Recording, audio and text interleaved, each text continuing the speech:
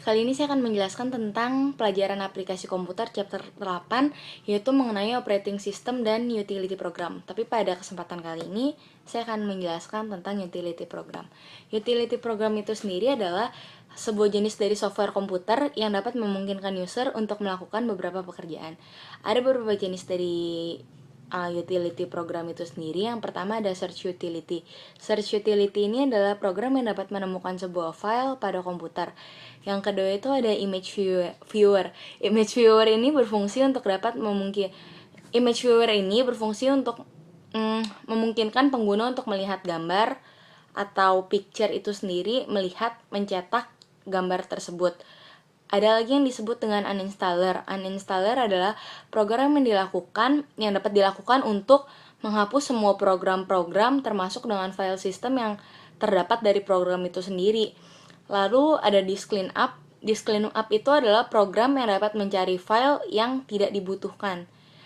Disk cleanup ini penting untuk dilakukan secara berkala ya. Caranya cuma buka folder, itu boleh folder D atau folder C, lalu kita bisa klik kanan, kita pilih properties, lalu langsung aja ada pilihan disk cleanup di situ.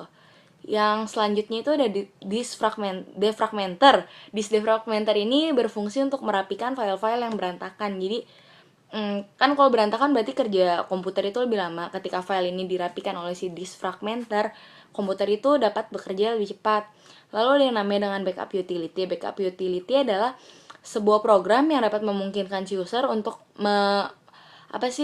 dapat menyalin program itu di media penyimpanan yang lainnya. Lalu dinamakan dengan restore utility. Restore utility itu adalah program yang digunakan untuk mengembalikan proses-proses yang telah dilakukan kepada suatu file ke proses awalnya sebelum dia lakukan pengeditan atau ya proses-proses sebelumnya.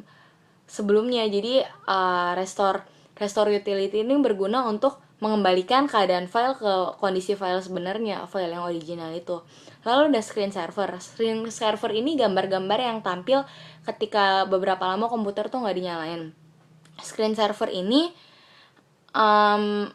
selain sebagai hiasan, dia juga bisa untuk sebagai sistem keamanan atau security, karena ketika beberapa lama komputer itu tidak digunakan dalam jangka waktu menit atau detik, ketika screen saver muncul, kita bisa mengatur password. Password itu kita bisa atur sendiri dan itu lebih menjaga keamanan dari komputer yang kita mungkin sedang tinggalkan ke toilet atau kita pergi makan atau apa gitu. Dan screen saver ini juga dapat memperpanjang usia monitor dan juga menghemat listrik.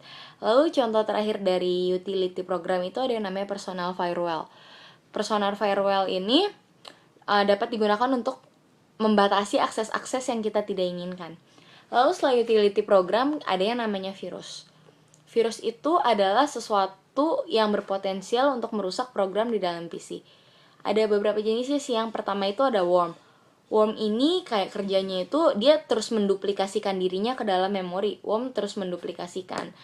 Lalu ada Trojan horse. Trojan horse ini adalah virus yang bersembunyi dalam suatu program seakan-akan dia itu adalah program yang sah. Jadi dia tuh bersembunyi seakan-akan dia bukanlah virus, tetapi suatu program yang sah.